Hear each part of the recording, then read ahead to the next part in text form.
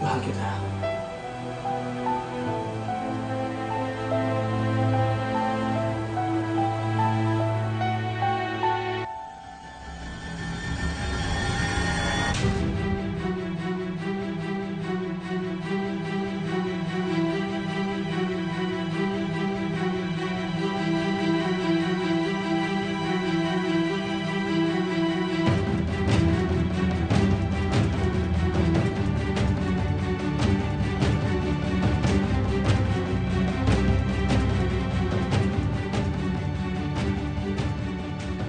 Baka naman napapraning ka lang.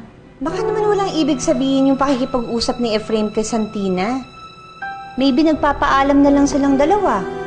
Uso naman yun between two former lovers. Hindi ako tanga. At mas lalong hindi ako insensitive. Nararamdaman ko na hindi completely on board si Efraim sa relasyon namin. Alam kong may tinatago siya. Dahil lang nag-usap sila ni Santina? Ang dahilan ng reconnection namin ni Efraim ay yung common hatred namin kay Johnny. That's it! At hindi naman safe na i-assume ko na completely tinalikuran na niya yung pamilya niya, di ba? Eh di sabihin na natin totoong may tinatago si Efraim. Eh ano naman mapapala niya sa'yo sa pakikipagrelasyon niya?